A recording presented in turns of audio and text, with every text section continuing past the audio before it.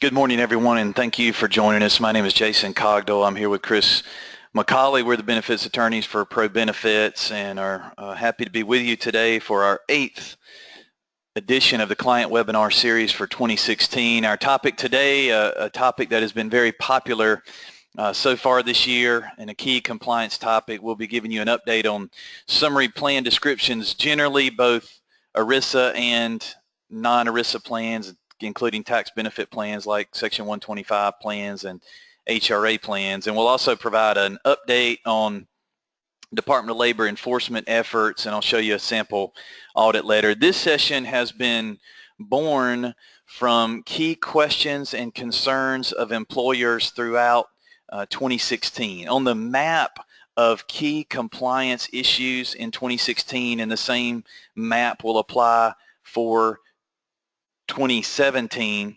ERISA and SPDs generally are one of those items that, even though the law itself has not changed, the importance of this topic has increased significantly through the ACA era, in the HIPAA era, and in this era where compliance is even more essential, not necessarily because audits are increasing, and I'll share a bit more about that in a moment. Audits are not increasing in volume by the Department of Labor or the IRS for group plans, but because there's so many more compliance considerations regarding the terms of eligibility that are in our plans and other legal requirements that may apply to the plans. So SPD compliance is critical for employers, both to protect the plan as well as to document the terms so that the plan, the employer, may follow the terms of the plan as far as the benefits and rights of employees that could protect the plan not only in case of audit but in case of any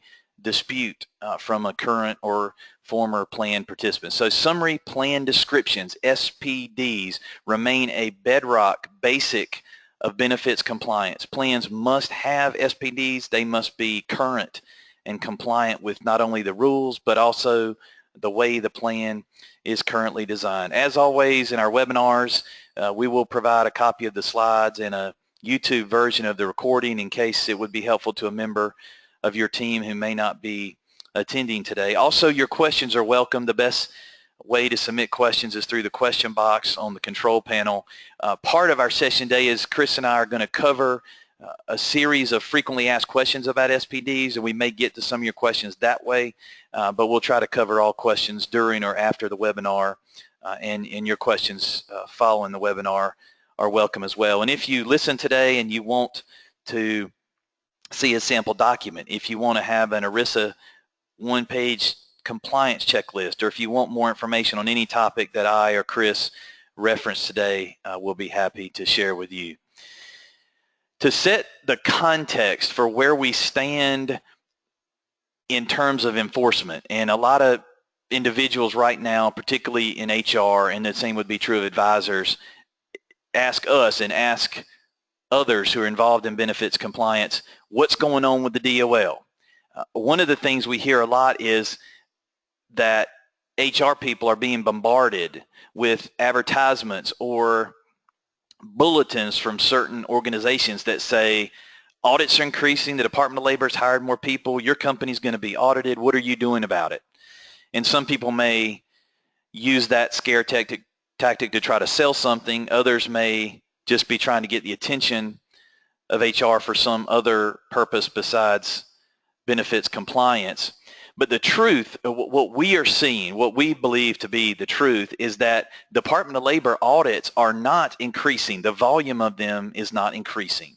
The Department of Labor is busy at work trying to help administer the Affordable Care Act, and also right now, as many of you know, the new Department of Labor overtime rules, which go into effect December 1st. I mean, that's the most important thing happening with the Department of Labor this year as it relates to employers. The Department of Labor is plenty busy with other items that prevents them from having the time or manpower to randomly audit small, medium-sized, or even large employers. It remains true, just as it was true 2 years ago, 5 years ago, 8 years ago, that most group health plan audits from the Department of Labor are triggered by something. And I personally have been involved either up close or from a distance in around 10 Department of Labor audits. I've yet to see one that was random.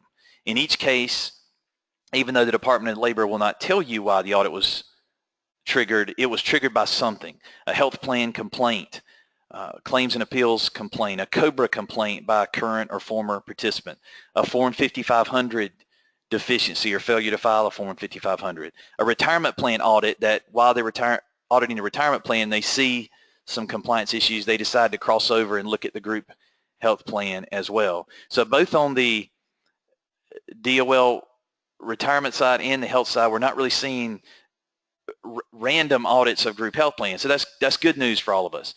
And the audits are not increasing in volume, but when an audit happens, the problem is that the audits are more complex, and that is because of the Affordable Care Act, because of the increased HIPAA regulation, because of more complex regulations like COBRA that include more rules now in 2016 than they did 10 years ago.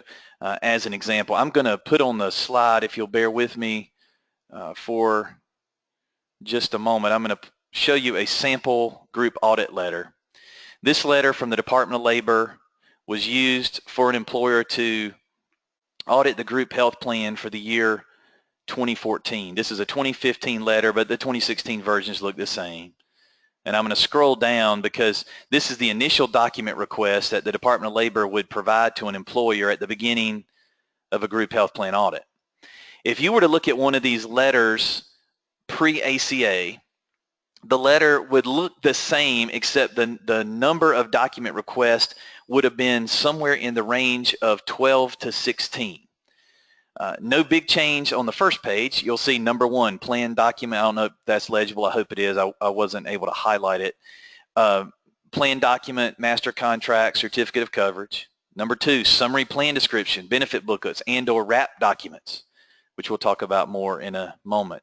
Employee handbooks that discuss employee benefits, new hire and an open enrollment documentation, census data, number 6. Number 7, contracts with service providers. So these items have not changed. But whereas before the ACA era, this document would have, again, included a document request for 12 to 16 items. As I scroll through, this one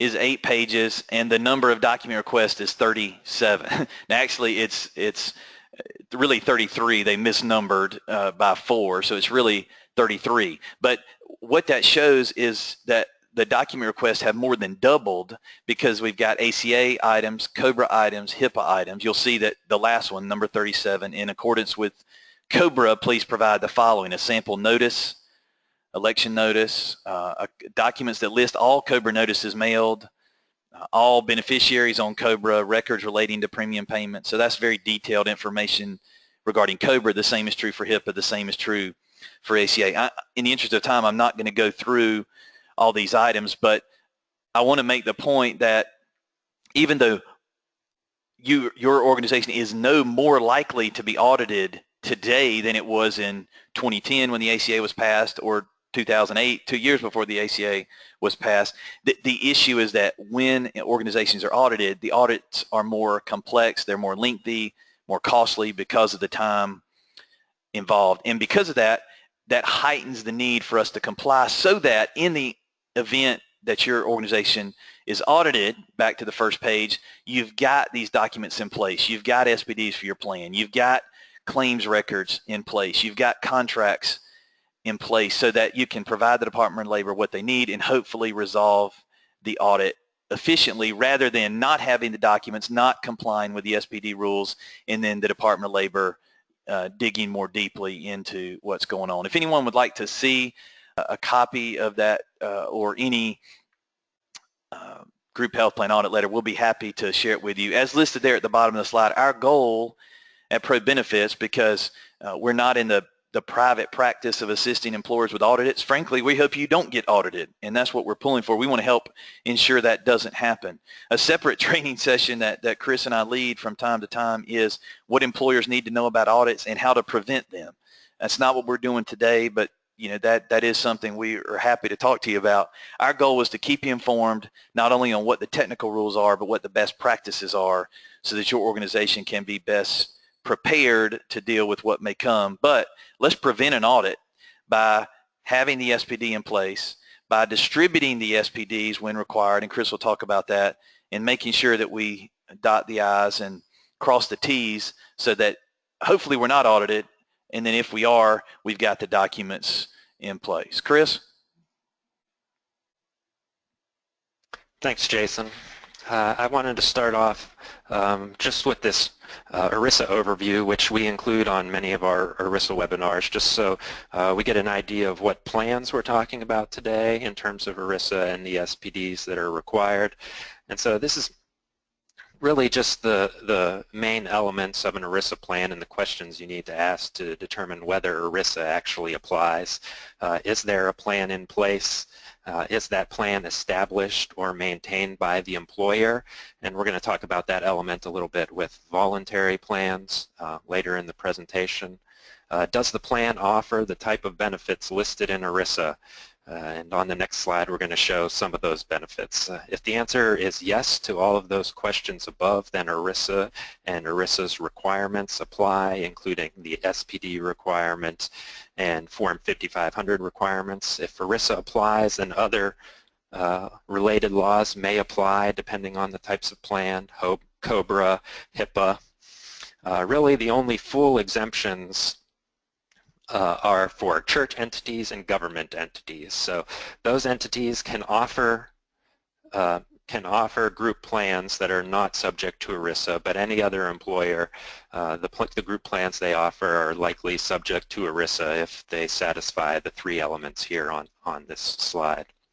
Moving on to the next slide, we're just going to take a look at the types of benefits that are subject to ERISA.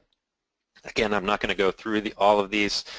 We talk about them regularly on some of our other webinars, but this is just to get an idea of a non-exhaustive types of benefits we're talking about that are or potentially can be subject to ERISA.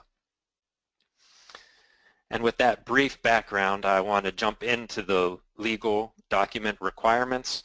We're going to talk mostly about summary plan descriptions today, SPDs, but there are two document requirements for group plans. The first requirement is the plan document, which is adopted by the employer plan sponsor and establishes the plan. Essentially, this is the document that you show to the DOL or to the IRS to prove that you do in fact have a plan in place.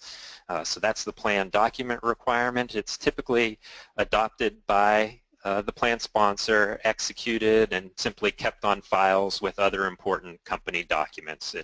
It describes the plan in very general terms, so it normally is not required to be distributed to participants, and it normally is not updated with routine plan changes, again, because it describes the plan very generally, and the plan changes don't need to be updated in the plan document. So that's the first requirement.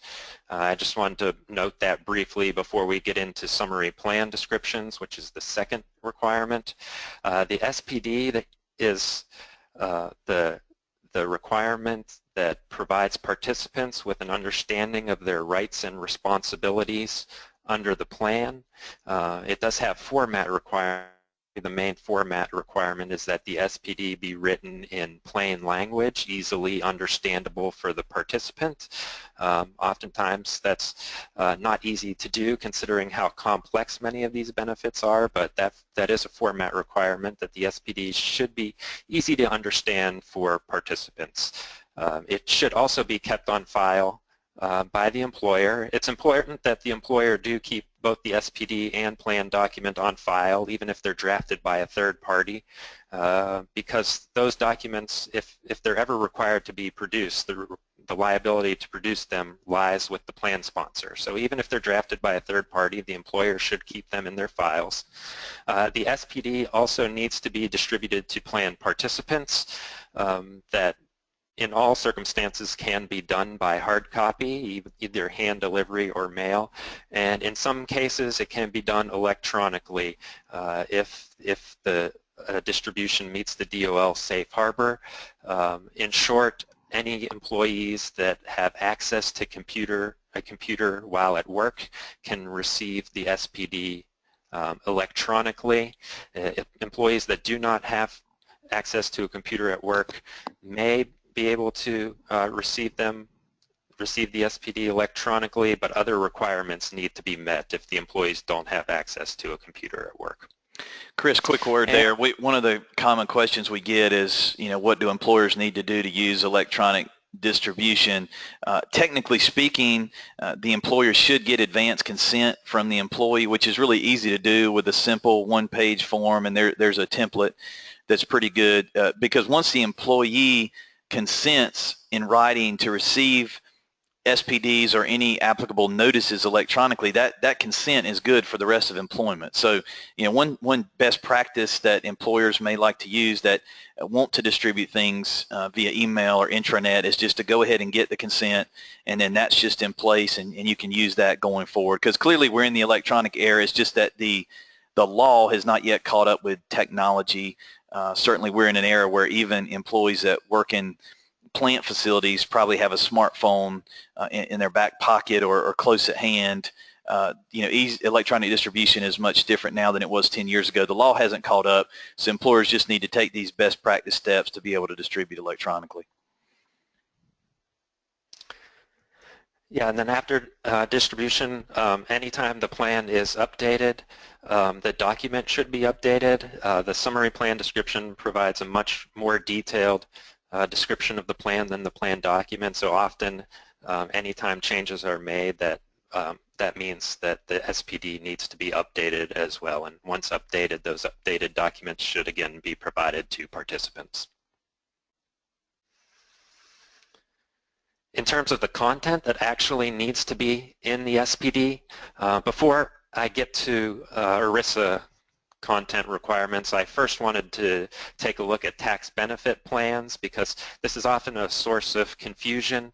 Often plan sponsors sort of get the requirements for tax benefits plans and ERISA plans mixed up, or they think potentially that one document satisfies the requirements for both tax benefit plans and ERISA plans, but that's not necessarily the case.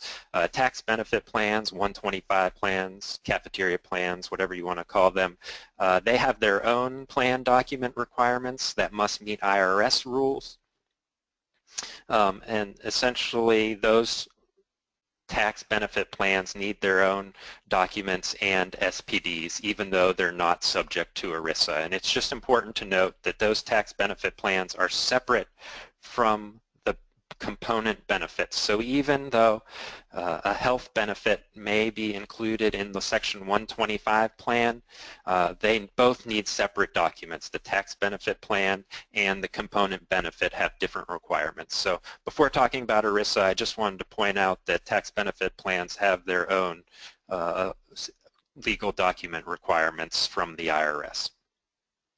Having said that, now I want to talk about the content requirements for ERISA plans. ERISA has 33 required items that need to be included in the SPD.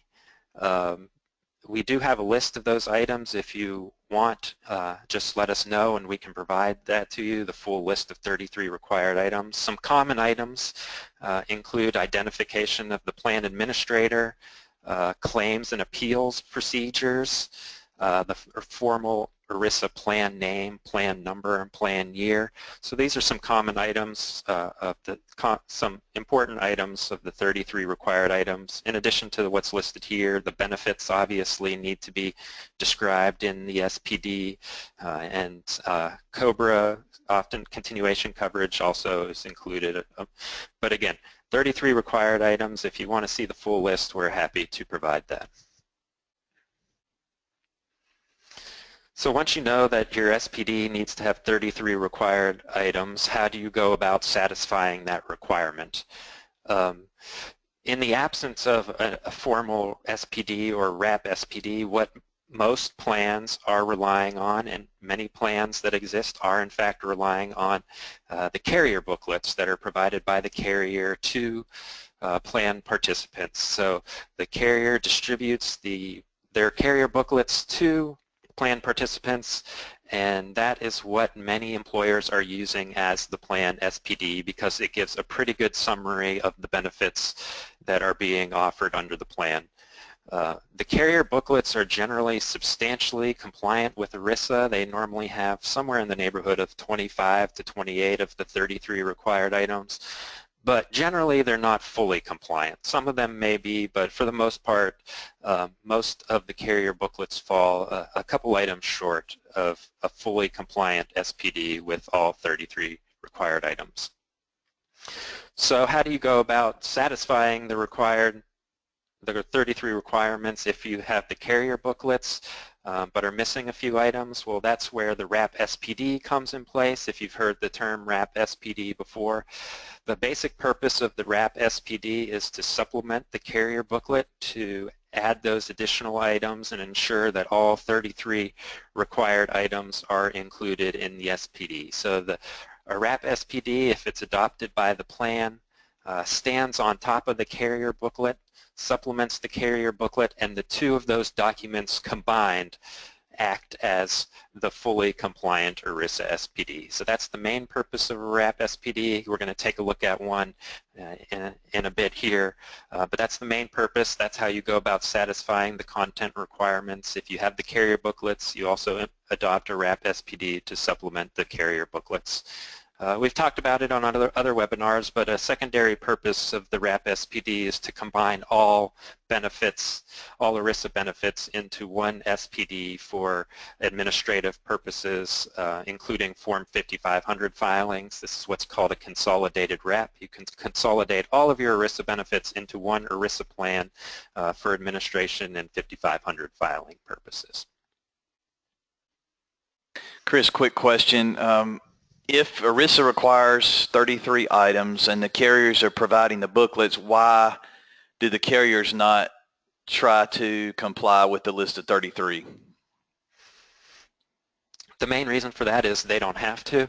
ERISA is a law that governs plan sponsors and the plans themselves, so it is the plan sponsors whose ultimate legal responsibility it is to provide an SPD that is compliant with ERISA. So the carriers provide documents to describe the benefits, but when they're drafting that document they don't necessarily have ERISA in mind, and so that's why most of them are not fully compliant. You will see some carrier booklets that are drafted with ERISA in mind and have a special ERISA section at the end and list all of the remaining ERISA items that may not be generally included, and that may be a fully compliant ERISA SPD, but for the most part, most carrier booklets don't have all of the items for that reason.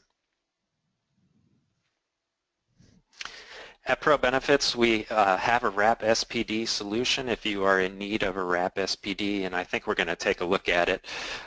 It's become popular over the past year. Essentially, we provide a customized advanced template model. Its template really only a name because it's drafted by either myself or Jason, and it's designed to satisfy ERISA's SPD requirements and supplement those carrier booklets. I think we're going to go ahead and show a sample, but I'll talk about the process while Jason's pulling that up. Essentially, in order to provide the WRAP SPD, we collect data either from the employer or broker or advisor. We review that data and conduct an ERISA analysis of all the benefits plans. We then go ahead and draft the SPD and provide to the employer with instructions for adoption and distribution of the SPD, and then we're happy to assist with any revisions prior to adoption. So that's sort of the process for our WRAP SPD solution. I see Jason has pulled up a sample of our WRAP SPD, which we can take a look at, but it just starts off with a description of why the SPD is important and then starts working its way through ERISA's 33 required items. And A lot of the items are basic: name of the plan, address of the plan sponsor, employer tax ID number, and those basic items are actually often the items that are excluded from the carrier booklets just because the carrier doesn't have that information. So it lists the type of the carriers or the third-party administrators that are administering the plan.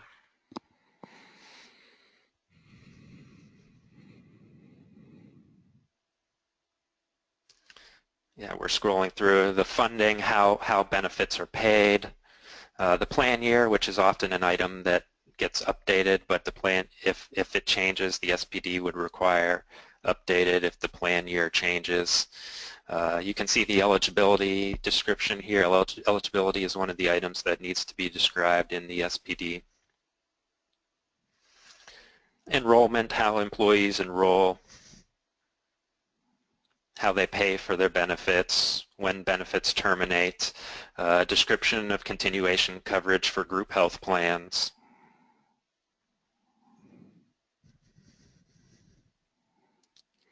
Chris, as we get down through, and obviously a lot of this remaining language is just standardized, can you say a brief word about what trends we're seeing as far as employers using separate WRAP SPDs, one WRAP per plan versus consolidated WRAP SPDs? I think the trend is towards the consolidated WRAP SPD, especially for the large plans that need to file a 5500 and just want to file one 5500 form for all plan benefits. There are some plans that will just do a standard WRAP for one component benefits. Oftentimes you'll see that with small employers that just want a WRAP for their health plan potentially and don't want to wrap all of the benefits into one large consolidated ERISA plan. But for the most part, most plans are implementing consolidated WRAPs with few exceptions. And just for purposes of clarity, and I wrote a short description in the chat box if that didn't pop up on everyone's screen, but just to confirm, the name WRAP came from the original requirement that when all of the carrier booklets were printed out, and you know that that was a big deal with HR and brokers, is you had all the big blue booklets for Blue Cross and the other booklets for the other carriers, and they were physically given to participants, that if there was a WRAP SPD, the legal document like this would literally physically be required to be bound to the carrier booklet. So that's how the name Wraparound Summary Plan Description came about, and the name WRAP has just stuck ever since. So now in the electronic area, you know, clearly these documents are often not physical, especially the carrier booklets, which are mainly online, but the concept still applies, that we've got a carrier booklet, let's just say for a group health plan, we've got a carrier booklet from the health carrier and then a WRAP SPD. Well, the combination of those two is meant to satisfy ERISA. So the WRAP SPD by itself is not a compliant SPD. The carrier booklet by itself is not a compliant SPD, but the combination of the two is a compliant SPD. So the goal of the WRAP is to fill in the gaps, whatever the carrier booklet doesn't have, but also to be an effective, easily readable document. And so where WRAPs are well done, if a participant actually took the time to read it, they would understand which benefits are provided, who the carriers are, what eligibility is, all those key requirements, without even having to go dig through the 75-page insurance booklet, which of course is still the controlling factor for what medical services are provided and how the carrier will handle claims and appeals issues. So the format has changed, but the overall analysis is still the same.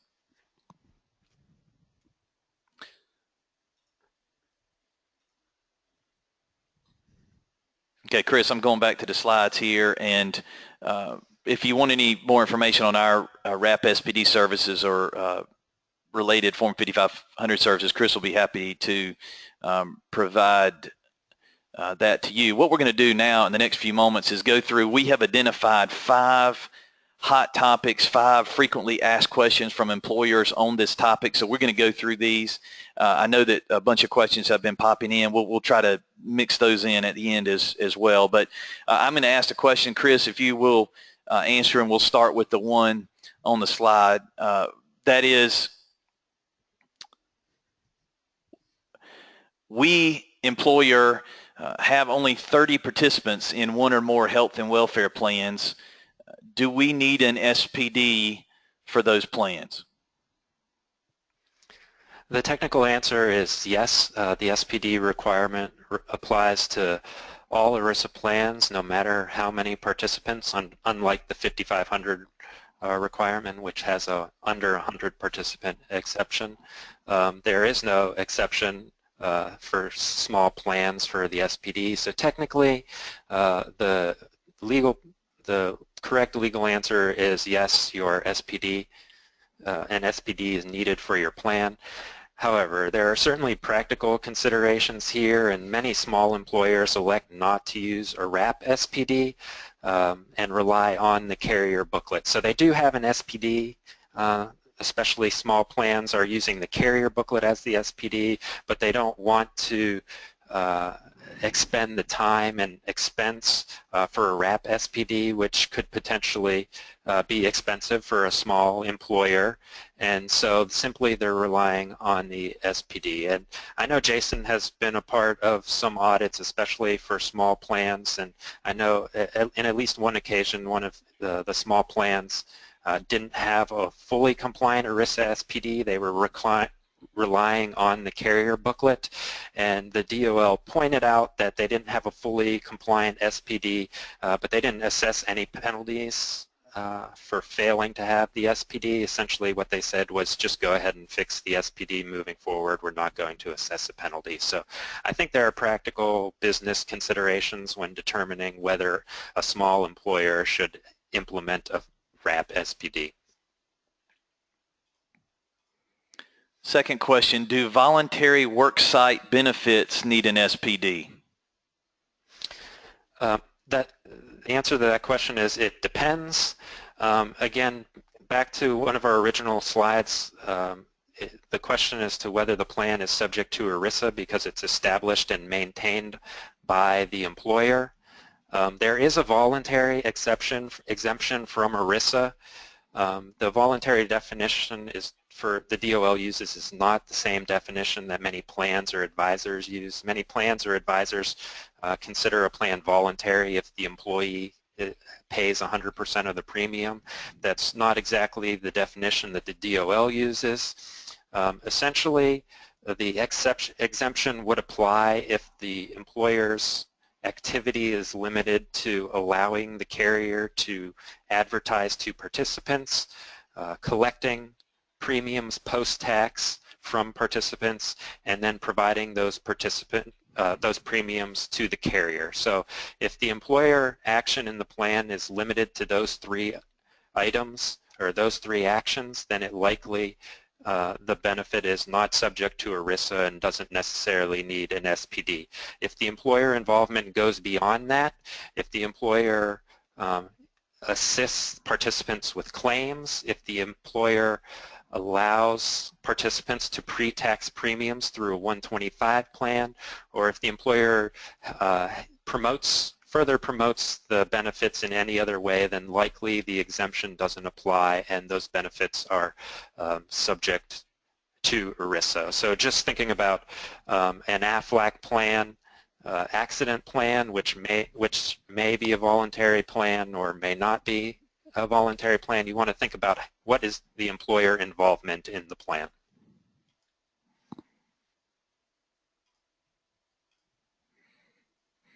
Chris, third question, for applicable large employers that are subject to the employer mandate, specifically player pay, should the SPD or wrap SPD include a description of the look-back measurement period for health insurance eligibility? The SPD certainly needs to describe correctly the eligibility terms so that employees are understand and aware of what makes them eligible for the plan.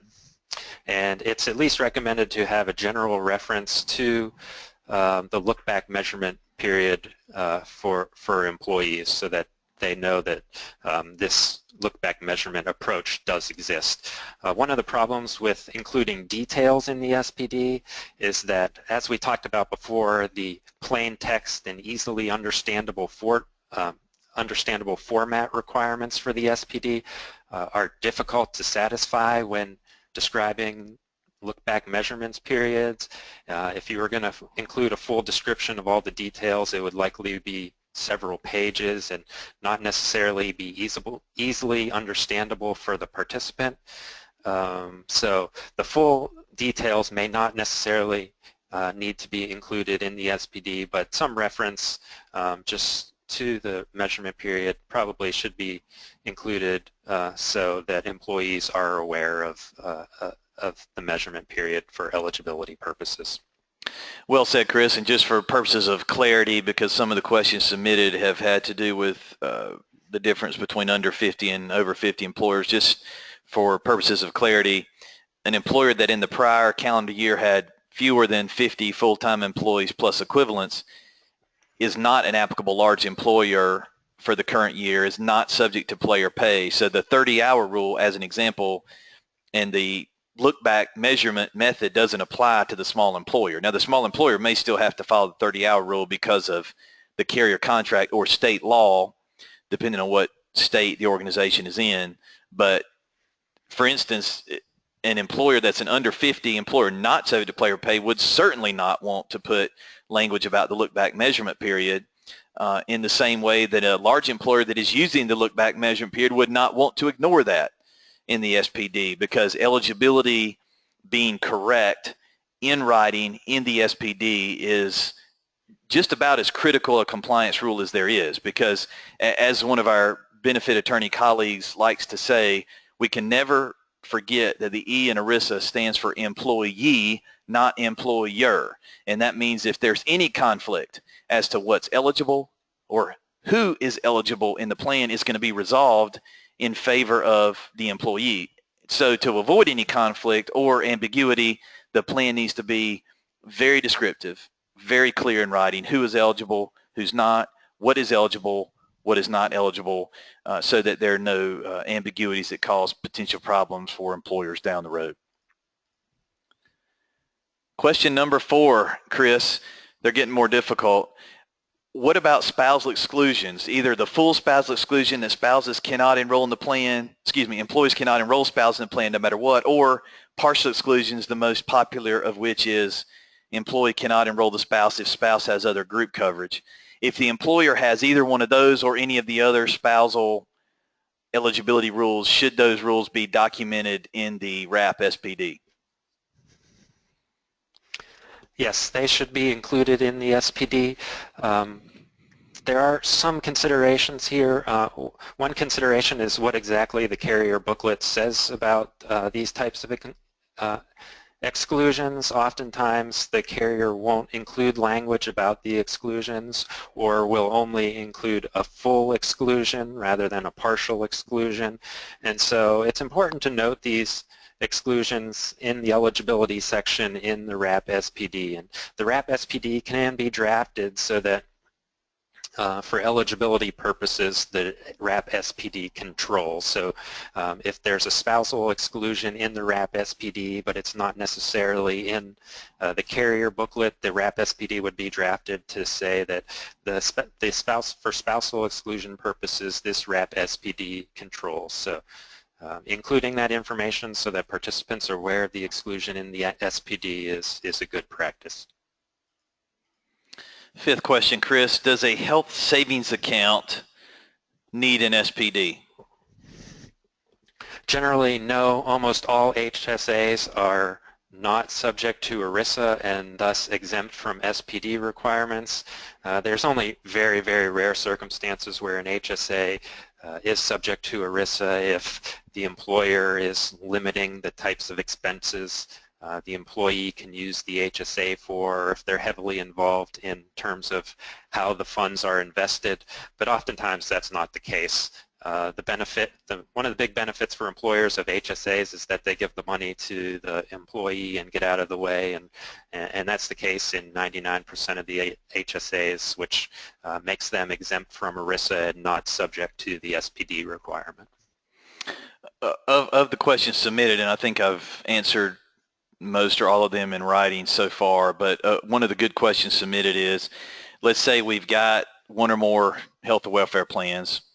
We, the employer, adopt a WRAP SPD consolidating those plans. We have it up to date in 2016, let's say at our next renewal, or 2017. When would that wrap need to be updated, and would participants need to get a copy every year if there were no plan changes? So the plan, if there are no plan changes, the wrap SPD is effective going forward for up to 10 years if there's no material change to the SPD. If there are material changes that need to be documented in the SPD, then those changes should be made. Oftentimes it happens at renewal because that's when the changes are made, and if so, then then that updated document should once again be distributed to plan participants. Up on the next slide here, in the interest of time, I'm not going to talk about this extensively, but just know that as we talked about, Section 125 plans require plan documents, so do Section 105 reimbursement plans, FSAs, and HRAs, which are ERISA and need ERISA compliant SPDs. I just put that up here in case we administer one of these plans for you and you have an update at renewal. Just let us know. We're happy to update the plan documents that we provide to you as part of our plan administration. So we have a couple of common plan changes here that may change at your next renewal. If so, just contact your plan administrator and let them know that the plan is being updated, and we'll go ahead and provide you with the updated documents for your next plan year.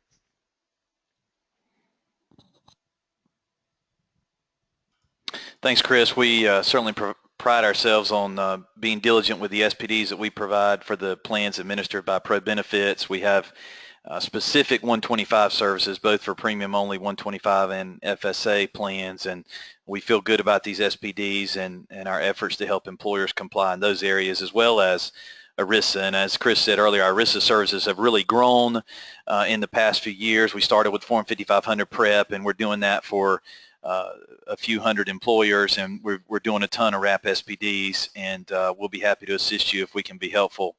As we close today, we're going to accept a few more minutes worth of written questions. So if you'd like to submit a written question, submit it here in the next 3 or 4 minutes, and then hang around, and your question will be answered in writing, not over the full audio. If you want to see any more information about anything we've talked about today, feel free to follow up with Chris via email or through the question box here. And if there's any way we can help you now or later, we'll be happy to do so. So those of you that want to hang around and get a question answered in writing, feel free. To the rest of you who are leaving, thanks for joining us today. And on behalf of Chris, myself, and all of our ProBenefits team in Winston-Salem and points beyond, thanks and have a great day.